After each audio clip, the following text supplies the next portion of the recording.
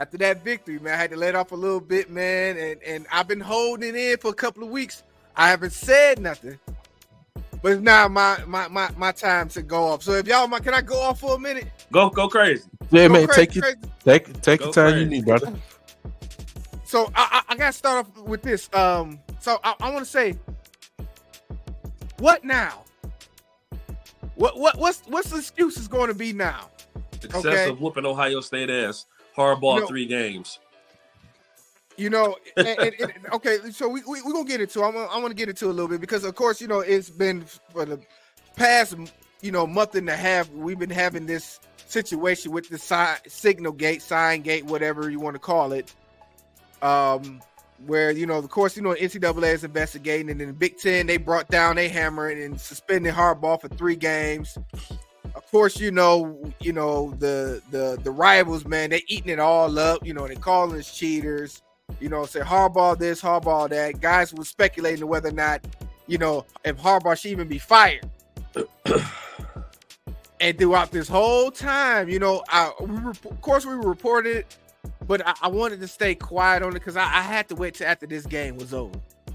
Because throughout this whole process, you could see, who this situation was going to benefit the most. And then that's why I wanted to get into, because a lot of people were saying, Michigan deserved what happened to them because they got caught cheating, right? That's what they're saying. I'm saying, listen, I'm built from a different cloth, Wise man. I say they didn't get caught. They got snitched on. Yeah, 100. We come from that same cloth, homeboy. They definitely so somebody definitely running their mouth. Somebody pulled a Rico. Yeah. So story time. This is story time with Big Willie. This is Big Willie story time. So come on, talk to us, Willie. Back in 1998, there was a movie that came out that we all love called Belly. Starring Nas and DMX. Of course, these two brothers they was partners, man, and they got a hold to this new type of drug that was hitting the streets, and they got a hold to it. Went over there to Jamaica to get the plug connect and everything. It came back. They was in their city. They moved over to another city over there in Nebraska, right? So they got over there in Nebraska. They started moving and looking good. Some local guys seen what they was doing, didn't like it. Said, what? I'm gonna have to drop a dime on them, right? Hey man, listen, how can you trust a man with long hair eating a banana? Pause. And he went ahead and made that call. He made that call that got them guys spot blew up. And I'd say that reference, that's why I said this is a Rico thing, because people didn't, I'm watching ESPN and them over there, man. I watch that all the time, but Stephen A and Shannon Sharp, when America, they don't like cheaters. How you gonna say America don't like cheaters when America was built on cheating and doing all types of crimes? And anyway, and I know Uncle Shay, Mr. Yak himself. I'm listening to these dudes talking. I'm like, why none of them bring that part of it up? Yeah. But I know they got a certain agenda they got to push, because ESPN, of course, ESPN is no longer associated with the Big Ten. So they got kind of a little bit of extra ground. So if any hardship goes towards the Big Ten, that just brings the Big Ten down. And it ESPN, they don't have no associated with it. So I see the game they was playing over there, but none of them brought that point up. Don't forget Paul Finebaum too. Punk ass Paul Finebaum, where he just can't keep, excuse my language, he can't keep Harbaugh's dick out his mouth.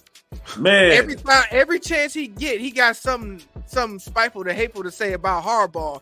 He just need to go ahead and keep riding Alabama's coattail, because that's all he want to do. They call him a mouth of the South, and literally he's a mouth of the South. So we ain't gonna get, but Paul Finebaum, what now? What now? Stephen A. Smith, what now? And that's why I say what now, because y'all had all these excuses about, the suspension. Michigan didn't play nobody. Michigan, had to cheat through the whole thing. And this game was a proven factor in that, whether or not that was going to be a factor or not. And people has been saying that everybody who's been in coaching knows what the significance is of the sign stealing.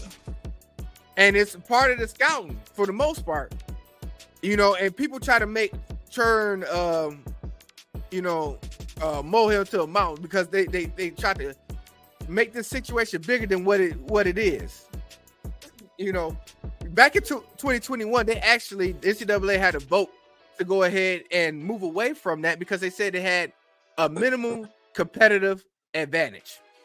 So how is something that has a minimum competitive advantage become so detrimental that this team that we got right here, you mean to tell me that we couldn't win without using that much activity? And that's what a lot of these coaches and media was trying to display, and I wasn't buying that shit, especially in the Big Ten. Now, they say this was going on for the past 3 years. It's only a handful of teams that can really honestly say that may have a factor against Michigan, because for the past decades and centuries, we've been whooping asses for everybody in the Big Ten. It's only a handful of teams that can say either we've been going back and forth or they're beating us.